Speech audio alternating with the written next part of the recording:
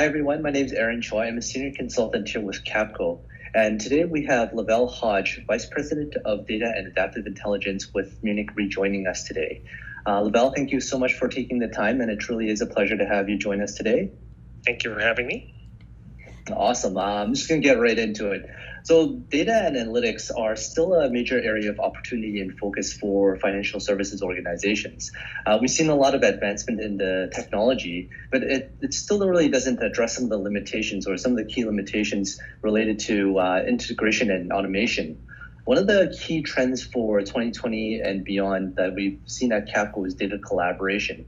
How we kind of see this is augmenting data management activities and leveraging data fabric technology to actually make the data available to users without some of the more costly and time-consuming development activities that we have to do up front. The goal is to streamline the integration the integration processes and simplify the data engineering processes so that we can actually get the data to the end users and allow them to use the data for its true intended purposes. With that being said, when it comes to data collaboration or enabling collaboration through data, what are some of your thoughts about how organizations can actually achieve this? And we know you've been in both banking and in the insurance world, so maybe you can also talk about some of the commonalities and the differences that you've seen. Yeah, sure. Thanks, Aaron. I think that's a great question. So data collaboration can have a tremendous impact on an organization's ability to create insights and to make decisions. And that would normally, sometimes it's not easy for them to make decisions just on homegrown data. So, for example, in the banking industry, fraud detection is one area. In the insurance industries, risk accumulation is another area of focus.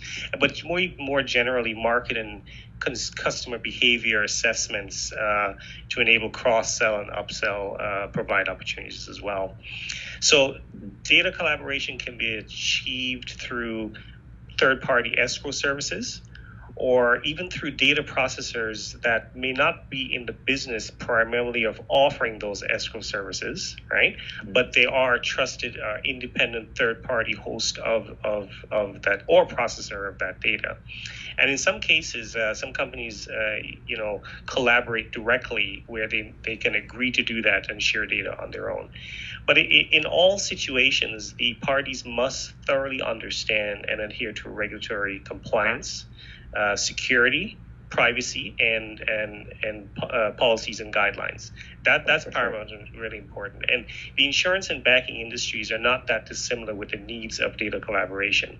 Both are quite conservative with respect to sharing data with third parties. And certainly the areas of risk identification, like I mentioned, fraud detection, but risk identification and risk accumulation, which is really not that dissimilar from fraud detection as well, provide a commonality between the two industries. Okay, no, that's really interesting. I mean, we do see these challenges come up a lot, and you're totally correct in regards to the regulatory aspect. Is both, I guess insurance may be a little bit even more tightly regulated than banking as well, right?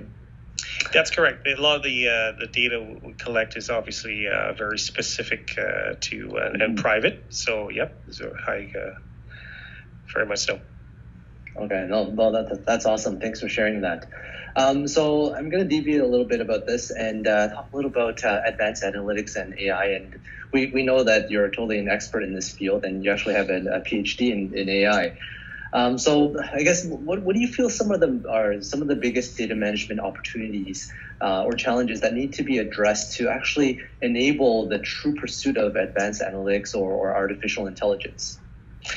Yeah, the effectiveness of any advanced analytics or AI strategy within an organization depends, among other things, on the maturity of the organization's data management strategy.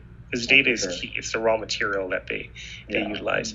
So not only does an organization have to focus on the collection and aggregation and appropriate processing of the data, but they also need to address things like data quality issues, infrastructure challenges, data processing capability, processing the data efficiently.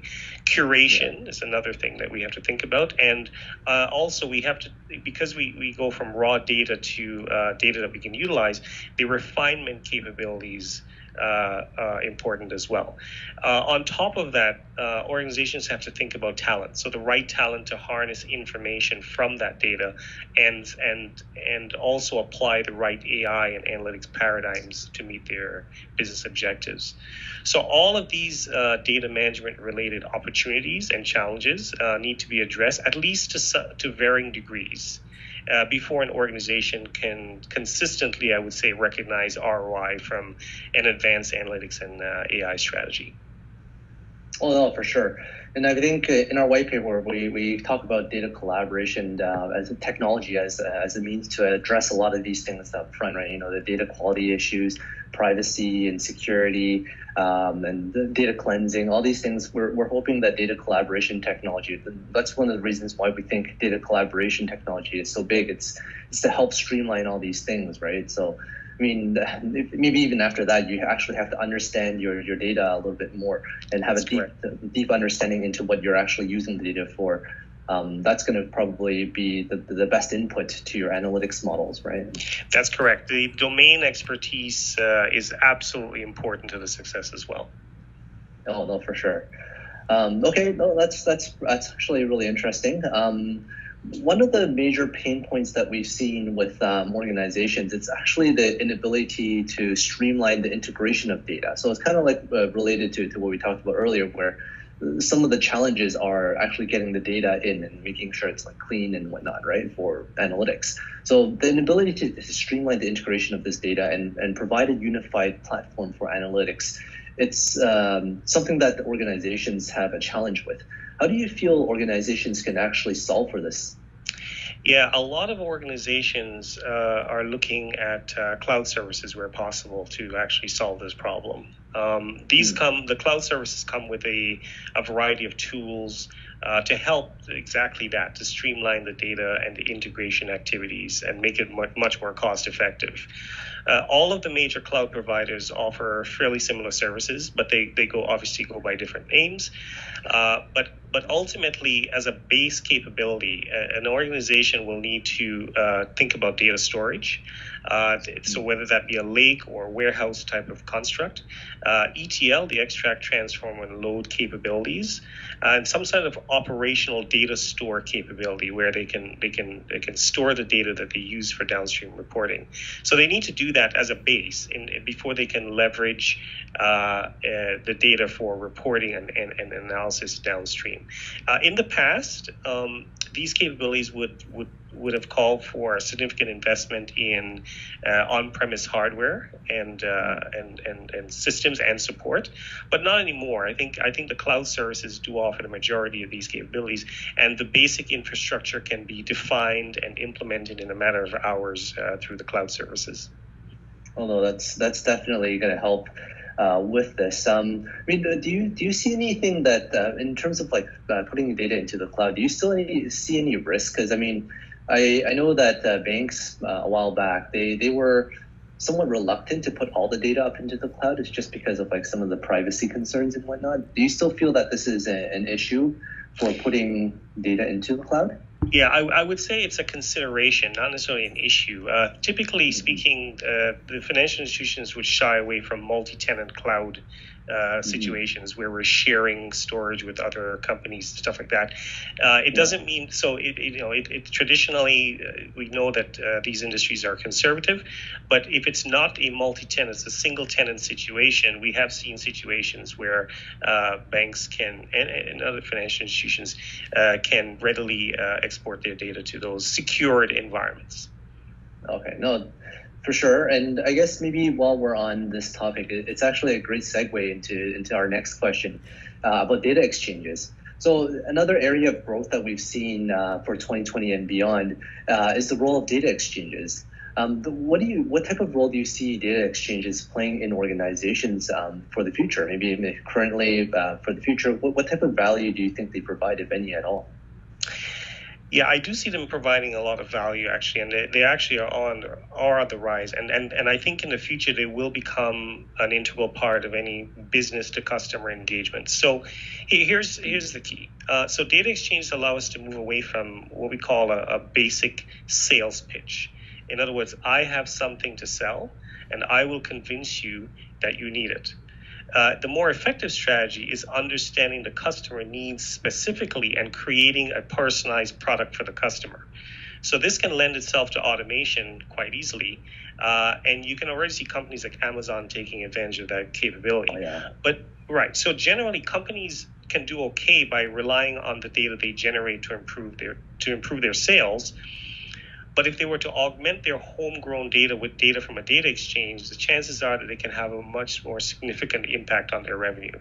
It's a lot easier to create personalized products and target audiences and leverage up-to-date market data when using a data exchange. It's just simply a lot more data available to you, and it's available across a wider geographic and demographic landscape. So the analysis around the personalization of your product becomes a lot easier. So in general, I see data exchanges playing a significant role in providing that value to companies in the future.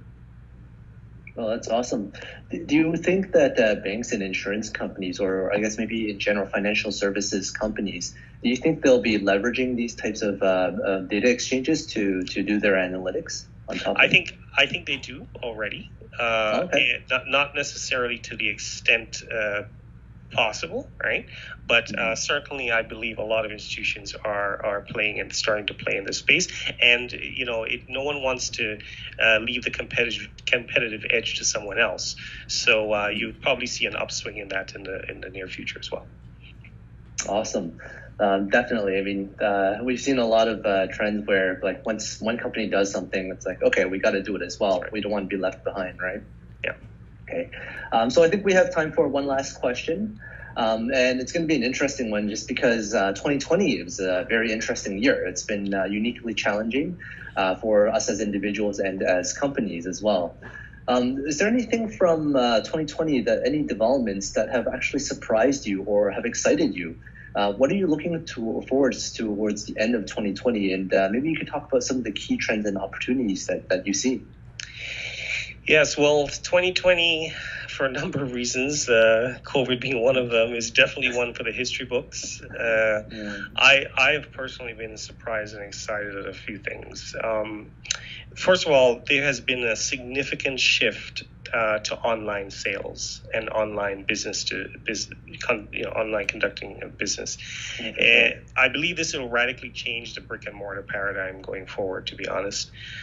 Workplace productivity, a lot of workplaces that were not necessarily keen to have people working from home the majority of the time suddenly realize, hey, this may actually not be so bad. So certainly the remote work approach has taken hold in a lot of cases.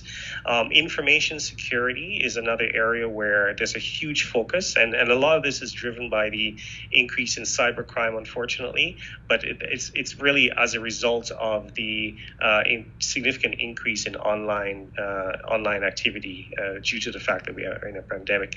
And lastly, I believe the significant focus on advanced analytics and AI will lead to a huge adoption in that space across industries that were traditionally not necessarily looked at as candidates for automation and AI adoption. So going forward, I think that there'll be a lot of novel applications of AI in areas of insurance and reinsurance and banking and other service-related industries.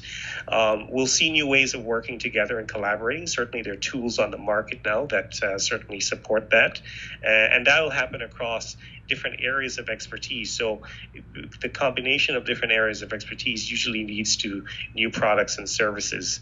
And finally, I'll mention that leveraging new intelligent automation tools to make our jobs more engaging by sort of abstracting us from the mundane tasks and focusing on the more complex tasks. I think you'll see ultimately a real adoption of those. So overall, 2020 has been a great learning year, but I think 2021 will be pivotal in our technology evolution as well.